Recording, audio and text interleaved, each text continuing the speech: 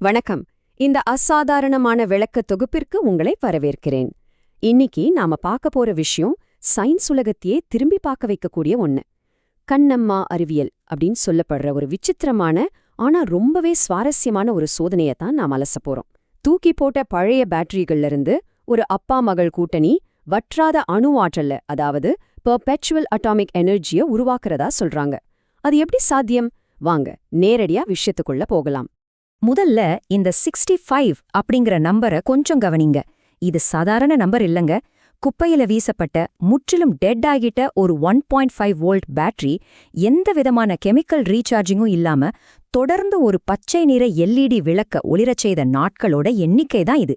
ஆமாங்க, தொடர்ந்து 65 நாட்கள். யோசிச்சு பாருங்க, இது எப்படி நடந்திருக்க முடியும்? சரி, இந்த 65 நாள் மின்கல மர்மம் என்னங்கறத பகுதி 1ல தெளிவா பாப்போம். இவங்க என்ன பண்ணிருக்காங்க தெரியுமா? வெறும் 5 ரூபாய்க்கு வாங்கின தூக்கி எறியப்பட்ட ஒரு டியூரசெல் பேட்டரி எடுத்திருக்காங்க. அதை அப்படியே தூக்கி போடாம அதுல சின்னதா ஒரு மாற்றத்தை செஞ்சிருக்காங்க. அதோட விளைவு, அந்த பேட்டரி இப்போ 2.2 வோல்ட்ல இருந்து 2.6 வோல்ட் வரைக்கும் கரண்ட் அப்படியே மெயின்டைன் பண்ணுது. இதுல பெரிய ஆச்சரியம் என்னன்னா, அந்த கனெக்ஷனை கொஞ்ச நேரம் கட் பண்ணி பேட்டரிக்கு ரெஸ்ட் கொடுத்தா அது எந்த ஒரு எக்ஸ்டர்னல் பவர் சோர்ஸும் இல்லாம தன்னைத்தானே சுயமா ரீசார்ஜ் பண்ணிக்குது. நம்ப முடியலல்ல? இங்கதான் நமக்கு ஒரு பிரம்மாண்டமான கேள்வி எழும்புது. இதுல நடக்கிற விஷயம் சும்மா ஏதோ ஒரு வேதியியல் முரண்பாடா, அதாவது வெறும் கெமிக்கல் அனாமலியா, இல்ல நிஜமாகவே இவங்க முடிவில்லாத அணுச்சிதவை, அதாவது அட்டாமிக் டிகேவா அறுவடை செய்றாங்களா? இத புரிஞ்சிக்க பகுதி 2ல கிளாசிக்கல் இயற்பியலுக்கும் இந்த குவாண்டம் அறிவியலுக்கும் என்ன வித்தியாசம் அவங்க சொல்றத பாப்போம். இப்போ பொதுவா மேற்கத்திய அறிவியல் இந்த கதிரியக்கத்தை எப்படி பார்க்கும்? டாம் ஃப்ரம் ஆன்டி புரோட்டான் மாதிரி ஆட்கள் சொல்றத வச்சு பார்த்தா பொட்டாசியம் 40யோட கதிரியக்க சிதைவுங்கிறது ஒரு ஆபத்தான ஒரு நேர்கோட்டு நிகழ்வு. அதாவது ஒரு பாயிண்ட்ல ஆரம்பிச்சு இன்னொரு பாயிண்ட்ல முடிஞ்சிரும். ஆனா இந்த கண்ணம்மா தியரி அப்படி சொல்லல. அதே சிதைவை நாம் அறுவடை செய்யக்கூடிய ஒரு வட்டமான முடிவில்லாத ஆற்றல் வளையமா, அதாவது ஒரு லூப்பா பாக்குறாங்க. இது ரொம்பவே வித்தியாசமான ஒரு பெர்ஸ்பெக்டிவ். இதனால தான் அவங்க அந்த டெட் பேட்டரிய ஒரு சாதாரண கெமிக்கல் டப்பாவை பார்க்கல. அதுக்கு பதிலா அத ஒரு குவாண்டம் மீடியான்னு சொல்றாங்க. அதாவது அணுக்கரு எதிர்வினைகள் தொடர்ந்து நடக்கிறதுக்கான ஒரு தூய்மையான இயற்பியல் கூண்டன் மறுவரையறை செய்றாங்க. ஒரு முறை பேட்டரி டெட் ஆயிடுச்சுன்னா அது வேஸ்ட் இல்ல, அது ஒரு முடிவற்ற ஆற்றல் களம்னு சொல்றாங்க. இப்போ பகுதி 3க்கு வருவோம். இதுல சொல்லப்படுற இரட்டை பீட்டா சிதைவு கோட்பாடு, அதாவது டபுள் பீட்டா டிகே தியரி பத்தி பார்க்கலாம். அந்த பேட்டரிக்குள்ள நிஜமா என்ன நடக்குதுன்னு அவங்க தரப்புல இருந்து எப்படி விளக்குறாங்கன்னு பாப்போம். இது ஒரு நானோ இரட்டை பீட்டா சிதைவு செயல்முறைன்னு சொல்றாங்க. அதாவது டெட் பேட்டரிக்குள்ள இருக்கிற பொட்டாசியம் 40 கூட கார்பன் 14 கிராஃபைட் பொடியாவோ இல்ல குச்சியாவோ சேர்க்கறாங்க. அப்படி சேர்க்கும்போது அங்க ஒரு நைட்ரஜன் வெற்றிட இடைவெளி உருவாகுதான். இந்த கேப் என்ன பண்ணுதுன்னா, வளிமண்டலத்துல இருக்கிற நைட்ரஜன் 14 உள்ள இழுத்து ஒரு தொடர்ச்சியான நியூட்ரான் புரோட்டான் பரிமாற்றத்தை உருவாக்குது. இதனால வற்றாத மின்சாரம் கிடைக்குதுன்னு தியரி சொல்லுது. இப்போ புரியுதா? எந்த ஒரு பாரம்பரிய பவர் சோர்ஸும் இல்லாம அவங்களோட எல்இடி விளக்குகள் எப்படி பல மாசங்களா எரியுதுன்னு அவங்க நம்புறதுக்கு இதுதான் காரணம். சாதாரண பேட்டரியில கெமிக்கல் ரியாக்ஷன் தீர்ந்து போகலாம். ஆனா இந்த N14, C14, K40 காம்பினேஷன்ல உருவாகிற குவாண்டம் அதிர்வு, அதாவது குவாண்டம் ரெசனன்ஸ் எப்போதுமே வற்றுவதில்ல அப்படிங்கறதான் அவங்களோட ஆணித்தரமான வாதம்.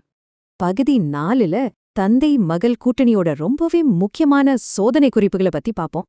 லண்டன்ல ஹெட்ஃபோர்ட்ஷயர் யூனிவர்சிட்டியில ஆஸ்ட்ரோபிசிக்ஸ் படிச்சுட்டு வர அவங்க பொண்ணு இயல் இதை ரொம்ப நுணுக்கமா ரெக்கார்ட் பண்ணிருக்காங்க. இந்த டேட்டாவை கொஞ்சம் பாருங்க. மின்னழுத்தம் ஆரம்பத்துல கொஞ்சம் டிராப் ஆனாலும் அப்புறம் ஸ்டெபிலைஸ் ஆயிடுது. அது மட்டும் இல்லாம 2 எல்இடி லைட்ஸை பேரலா கனெக்ட் பண்ணாலும் அது மங்காம பிரகாசமா எரியுது.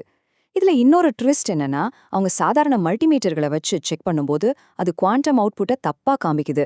அதாவது ஒரு 450 மில்லி ஆம்பியர் முரண்பாடு இருக்கிறதையும் அவங்க ஆவணப்படுத்தியிருக்காங்க. இது ரொம்பவே இன்ட்ரெஸ்டிங்கான ஒரு விஷயம். இந்த 65 நாள் சிங்கிள் எல்இடி சோதனைக்கு முன்னாடியே அவங்க ஒரு மிகப்பெரிய விஷயத்த பண்ணியிருக்காங்க. அதுதான் இந்த நம்பர் 18.